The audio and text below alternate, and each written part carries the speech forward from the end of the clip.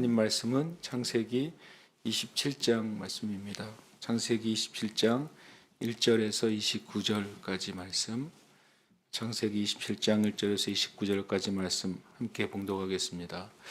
이삭이 나이가 많아 눈이 어두워 잘 보지 못하더니 맏아들 에서를 불러 이르되 내 아들아 하매 그가 이르되 내가 여기 있나이다 하니 이삭이 이르되 내가 이제 늙어 어느 날 죽을는지 알지 못하니 그런즉 내 기구 곧 화살통과 활을 가지고 들에 가서 나를 위하여 사냥하여 내가 즐기는 별미를 만들어 내게로 가져와서 먹게 하여 내가 죽기 전에 내 마음껏 내게 축복하게 하라.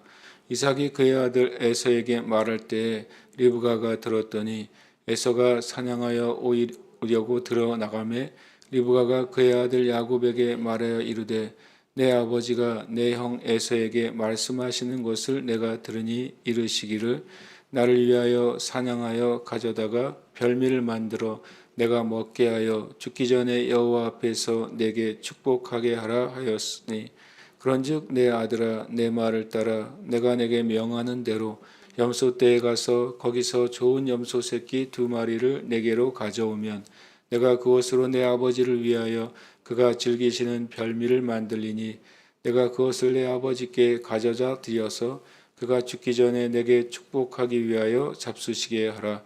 야곱이 그 어머니 리브가에게 이르되 내 영에서는 털이 많은 사람이요 나는 매끈매끈한 사람인즉 아버지께서 나를 만지실진데 내가 아버지의 눈에 속이는 자로 보일지라 복은 고사하고 저주를 받을까 하나이다. 어머니가 그에게 이르되 내 아들아 너의 저주는 내게로 돌리리니 내 말만 따르고 가서 가져오라.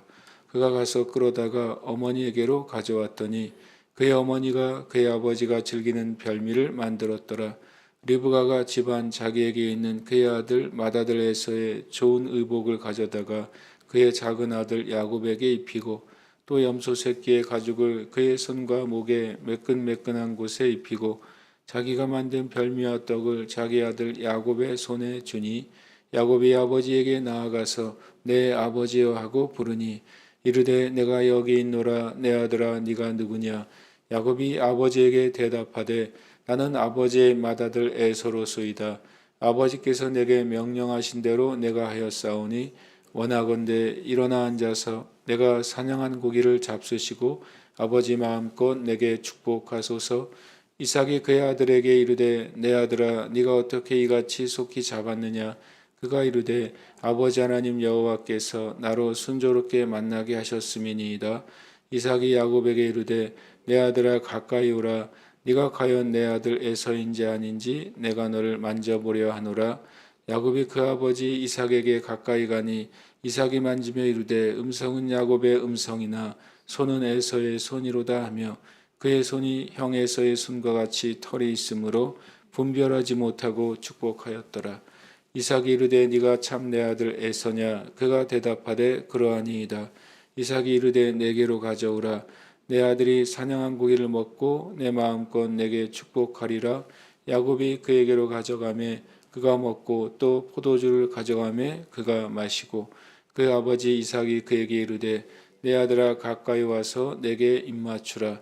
그가 가까이 가서 그에게 입맞추니 아버지가 그의 옷의 향취를 맡고 그에게 축복하여 이르되 내 아들의 향취는 여호와께서 복주신 밭의 향취로다. 하나님은 하늘의 이슬과 땅의 기름짐이며 풍성한 곡식과 포도주를 내게 주시기를 원하노라. 만민이 너를 섬기고 열국이 내게 굴복하리니 네가 형제들의 주가 되고 내 어머니의 아들들이 내게 굴복하며 너를 저주하는 자는 저주를 받고 너를 축복하는 자는 복을 받기를 원하노라. 아멘. 창세기 27장은 이제 이삭이 야곱에게 축복하고 또 그 야곱에게 그 장자의 축복을 빼앗긴 에서가 이제 야곱에 대해서 이제 굉장한 이제 악감정과 살의를 가지게 되고 또 그것이 원인이 돼서 또 야곱은 이 가나안 땅에서 바단 아람으로 또 옮겨가게 되는 그 내용들이 보여주고 있습니다. 27장은 우리가 생각하는 그리고 또 일반적으로 또 이해할 수 있는 그 야곱의 행위, 그것이 이제 굉장히 불의하고 또 때로는 형의 그 축복을 빼앗은 사건, 또 이제 나중에 에서가 이 야곱이 자기를 속여서 그 형의 장자의 권리를 축복했다고 하는 내용이 됩니다. 근데 실은 우리가 성경의 어떤 메시지를 읽고 또 그것을 해석할 때 가장 중요한 해석은 이제 성경 자체의 해석이라고 저는 믿습니다. 성경은 이 창세기 21장에 일어난 사건을 어떻게 성경 자체에서 말하고 있고 또 성경은 그것이 하나님 안에서 어떤 의미인지를 우리가 27장을 좀 보면서 좀 자세히 봐야 될 필요가 있는 장입니다. 만약에 야곱이 진짜 불의하고 또 말 그대로 속이고 사기를 쳐서 빼앗은 장자의 권리라면 그러면 이제 믿음의 조상 이삭, 아브라함에서 이삭, 이삭에서 야곱, 이렇게 야곱에서 흘러가는 이 믿음의 3대에 대한 어떻게 보면 정당성이 굉장히 훼손되게 되는 것입니다. 한편으로는 우리가 믿음의 조상이라고 말하면서 한편으로는 그 믿음의 조상을 부정적으로 보게 되는 일이 벌어지게 되죠. 그래서 그런 면에 있어서 우리가 이 말씀에 대한 성경이 어떻게 해석하고 있는지를 살펴볼 필요가 있는 말씀이 됩니다.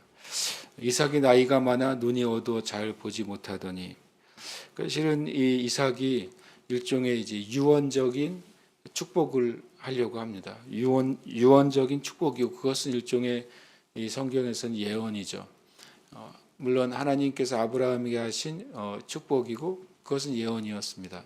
그리고 또 아브라함은 그 하나님이 하신 축복대로 또 이삭에게 축복하고 예언하는 것이죠. 그러면 또 이삭이 그 다음 때에 축복하고 예언합니다. 그런 식으로 성경은 하나님께로부터 온 그 축복과 예언이 믿음 안에서 그것이 대를 이어가고 그것이 계속해서 성경 가운데 성취되는 방식으로 성경이 진행이 됩니다. 그러면 이삭은 나이가 많아 눈이 어두워 잘 보지 못하게 되었다 라고 말합니다. 그러면 이제 이 이삭이 60세 애굽 에서와 야곱을 낳았잖아요. 그리고 나중에 이제 시간들을 좀 역산해 보면 실은 야곱이 이 에서를 떠나서 바단 아람으로 갈 때가 70대입니다. 그러니까 실은 이삭이 나이가 많아 눈이 어두워 잘 보지 못하더니라고 할 때에는 130살이 훨씬 넘은 130에서 140 어간이 되는 것이죠. 근데 실상 되게 놀랍게도 이삭은 이때 죽지 않습니다. 이삭은 믿음의 4대 가운데 가장 오래까지 삽니다. 그렇게 보면 이 말이 참 이제 놀랍습니다. 왜냐하면 내가 죽기 전에 너를 축복하겠다라는 표현을 쓰기 때문에 말합니다. 2절에 보면 이삭이 이르되 이제 내가 늙어 어느 날 죽을는지 알지 못하니 180살까지 살잖아요, 이삭이. 그러면 이제 이렇게 이삭이 내가 언제 죽을지 모른다 말한 뒤에도 40년 이상 살아요.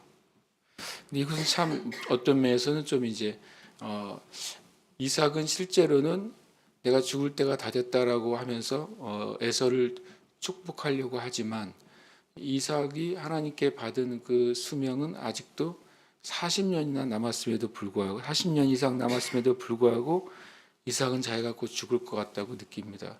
그 원인이 뭡니까? 바로 눈을 멀게 된 것이죠.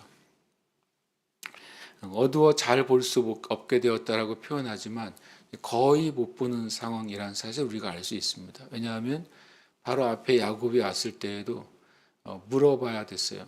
왜냐하면 야곱인지 에서인지 물어봐야 될 정도로 우리가 초고도 근시 이걸 뛰어넘어서 거의 실명에 가까운 상태였다는 사실을 우리가 알 수 있습니다. 그것이 이삭이 스스로 보기에 내가 이제 거의 눈이 보이지 않는 상태가 되었기 때문에 내 생명이 얼마 남지 않았나 보다라고 자기를 판단한 이유가 됩니다. 한편으로는 이삭이 믿음 안에서 살아왔고 하나님의 축복을 받았고 또 하나님의 축복에 그 은혜가 믿지 않은 자들에게까지 있었습니다. 또 실제로 이삭은 참 온유하게 모든 그런 믿음의 도전들에 대해서 잘 온유하게 지나왔다는 사실 우리가 알 수 있습니다.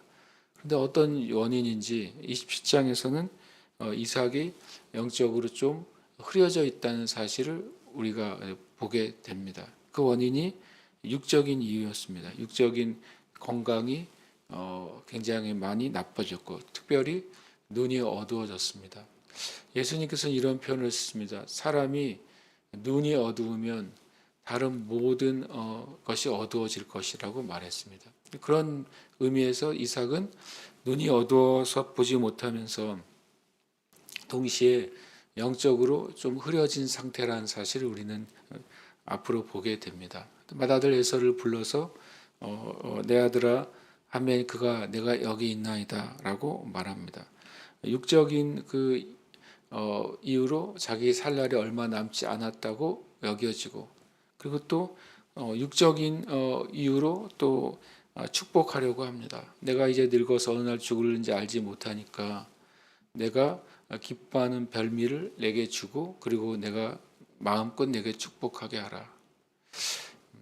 꼭 이렇게 이제 싱크로율이 맞다고는 할 수 없지만 묘한 이제 그림을 보여줍니다. 창세기는 어떤 그림입니까? 이 에서가 무엇 때문에 장자의 권리를 야곱에게 팔게 됩니까?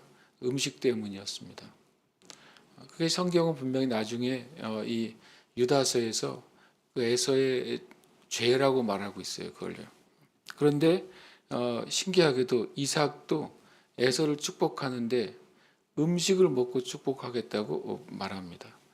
그래서 제가 이 장면을 보면서 성경상에서 하나님의 축복을 음식을 먹고 축복한 예가 몇 번이나 있었을까? 특별히 이런 이제 구속사에 있어서 하나님의 그 예언적 축복, 구원적 축복을 음식을 먹고 축복한 예가 있었는가 했을 때 찾아보기 굉장히 힘듭니다. 그런데 실은 이삭은 아들을 축복할 때 내가 즐기는 별미를 만들어서 가져와서 먹고 내가 마음껏 내게 축복하게 하라. 이런데 음식을 먹고 축복하는 그런 뭐 룰이나 그런 것이 있었다면 그럴 수 있구나 싶은데 또 성경은 만약이 없는 것이기도 하지만 이때 그냥 이삭이 아버지로서 또 아버지의 영적인 권리와 권세로서 이삭을 얼마든지 축복할 수 있는 것입니다. 나중에 야곱이 12지파가 되는 12아들을 축복할 때 실은 음식을 뭐 가져와라 그래서 12지파를 축복한 게 아니라 야곱은 실제로 자기의 죽을 날을 명확하게 알았습니다. 이삭은 내가 이제 죽을 때가 됐다라고 표현했지만 40년 이상 살았고 나중에 야곱은 진짜 죽을 날이 가까워서 12아들을 다 모아놓고 진정한 정말 축복을 하죠. 그것이 12지파에 대한 엄청나게 놀라운 예언이 되고 그대로 12지파 안에 일어나게 됩니다. 그렇게 보면 이삭과 야곱의 그 마지막 그 삶 분명히 좀 차별성이 있어 보입니다. 근데 내가 죽기 전에 내 마음껏 축복하게 하라. 이때 그냥 축복했다면 한편으로는 또 이제 믿음의 역사가 확 바뀌어질 수 있는 장면이었습니다. 그러나 이삭은 그때 이 장면에 있어서는 육적인 관점과 육적인 목적으로 이 믿음의 조상에게 주어진 축복을 야곱이 아니라 에서에게 주려고 합니다. 이삭이 그의 아들 에서에게 말할 때 리브가가 그것을 듣게 됩니다. 이것은 또 놀라운 이제 반전이 일어나죠. 이삭은 자기의 눈이 이제 거의 실명 상태에 이르고 내가 죽을 때가 되었다고 생각해서 야곱에게 축복하겠다고 야곱이 아니라 에서에게 축복하겠다고 결정했는데 그 결정과 과정을 리브가가 듣고서 리브가가 놀라운 이제 개입을 하게 됩니다. 그 이야기를 듣고서 이제 야곱을 불러서 아버지가 이렇게 하겠다고 결정했다. 그러나 나는 다른 생각이다라고 말하는 것입니다. 이삭은 에서를 축복하기로 결정했지만 리브가는 말합니다. 나는 그렇게 생각하지 않는다. 너는 내가 명하는 대로 이렇게 한 다음에 그가 죽기 전에 너에게 축복하게 하겠다라고 말합니다. 굉장히 어떻게 보면 이 리브가의 결정과 리브가의 행동은 굉장히 놀라운 실은 결정과 행동입니다. 그러니까 야곱이 말합니다. 야곱이 정상적인 말을 합니다. 아버지께서 나를 만지실 때 내가 아버지의 눈에 속이는 자로 보일지라 복은 고사하고 저주를 받을까 합니다. 그랬더니 어머니가 아니다. 그 저주는 내가 받겠다. 어떻게 이 리브가가 저주를 받을 수 있을까요? 그것은 우리가 아담과 하와의 스토리를 보면 알 수 있습니다. 왜냐하면 아담이 범죄했잖아요. 그때 하나님이 아담에게 왜 이렇게 했냐고 묻죠. 그러면 아담이 원래 저주를 받아야 되잖아요. 근데 아담이 뭐라고 말합니까? 당신이 나에게 준 아내가 먹으라고 해서 먹었다고 아내에게 그 원인 제공에 대해서 지명을 하죠. 그랬더니 하와가 너는 왜 이렇게 했냐 그랬더니 하와가 뭐라고 말합니까? 뱀이 시켜서 했다고 합니다. 그래서 아담과 하와도 죄의 값을 치르지만 저주라는 표현은 뱀이 받습니다. 그러니까 이 하와가 그렇게 말한 것이 뱀에게 저주가 됐어요. 그것처럼 똑같이 이 리브가가 말하는 겁니다. 만약에 내가 이렇게 하자고 한 것이 들통이 나서 이삭이 야곱의 말대로 복이 아니라 저주를 속인 것에 대한 저주를 풀어놓을 때 그때 리브가가 나서서 이것은 내가 시작한 일이라고 말하겠다는 것입니다. 그럼 그 저주는 진짜 리브가에게 가는 것이죠. 그러니까 리브가가 실은 저주를 각오하고 이삭이 에서에게 축복할 장자의 권리가 야곱에게 돌아가야 될 것이라고 확신한 것입니다.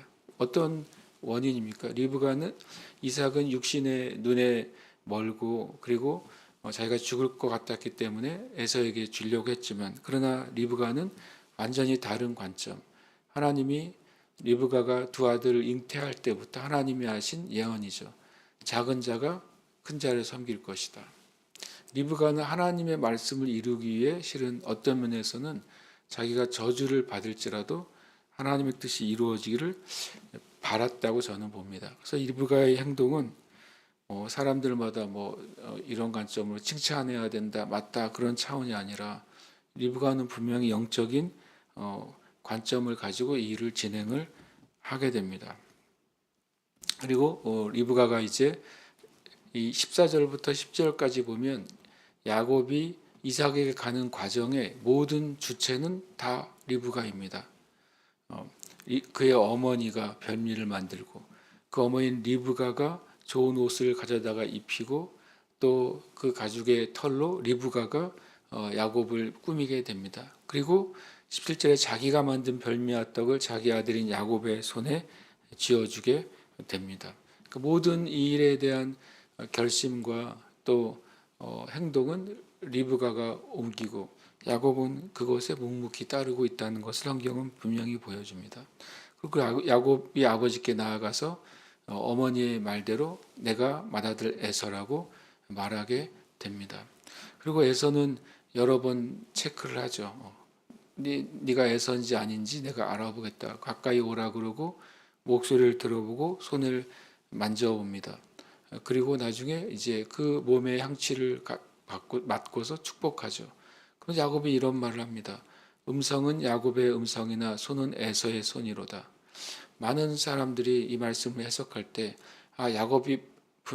이삭이 분명히 야곱인 줄 알았을 거다.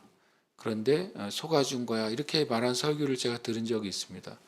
그런데 놀랍게도 성경의 판단 또 성경의 해석을 믿지 않는 것이죠. 23절에 보면 성경은 뭐라고 판단하고 해석하고 있냐면 그의 손이 형 에서의 손과 같이 털이 있으므로 분별하지 못했다라고 말합니다. 성경이 분별하지 못했다고 말했는데 우리가 성경을 읽을 때 알면서도 축복한 거야 라고 말한다면 우리는 성경을 믿지 않는 것입니다. 약간 비상식적이기까지 하죠. 정말 몰랐을까? 이삭이 정말 몰랐을까? 모르고 속아준 것일까? 근데 성경은 몰랐다고 말합니다. 뭐 성경이 옳든지 우리의 생각이 옳든지 하겠죠. 그러나 성경은 항상 옳습니다. 그래서 분명히 성경은 말합니다. 이삭이 분별하지 못했다. 그리고 축복한 것입니다. 그래서 성경은 행위 자체에 있어서는 리브가의 행위가 지금 우리의 일반적인 생각으로는 실은 그렇게 옳지 못할 수 있습니다. 야곱이 일반적인 생각으로는 그 옳지 못한 행동에 자기의 개인적인 욕심으로 참여한 것처럼 보일 수 있습니다. 근데 놀랍게도 성경의 관점은 야곱이 분별하지 못했다고 말합니다. 그리고 축복했다고 말씀하고 있다는 사실입니다. 그리고 그가 먹고 그가 마시고 그가 축복합니다. 이삭은 이때에는 분명히 철저하게 안타깝지만 육적인 관점으로 이 일을 행합니다. 그럼에도 불구하고 하나님은 이삭과 또 믿음의 조상들에게 주신 축복의 권리를 하나님이 인정하십니다. 하늘에 있을 땅에 기름진 풍성한 곡식과 포도주 만민이 너를 섬기고 열국이 내게 굴복하리니 네가 형제들의 주가 되고 너를 저주하는 자는 저주를 받고 너를 축복하는 자는 복을 받기를 원하노라. 아브라함에게 하나님이 하신 축복, 그 아브라함이 또 이삭에게 전달한 축복, 그 축복이 야곱의 입술을 통해 이삭의 입술을 통해서 야곱에게 전달되는 놀라운 과정이 일어나게 됩니다. 저는 이 말씀을 보면서 나의 상식이나 우리의 생각이 아니라 하나님의 관점을 보는 것을 우리가 취해야 되겠다. 그럴 때 우리가 육신의 관점이 아니라 하나님의 관점을 가질 때에만 하나님의 뜻 안에 설 수 있다는 사실을 다시 한번 깨닫게 됩니다. 함께 이 시간 기도 제목 읽고 기도하겠습니다.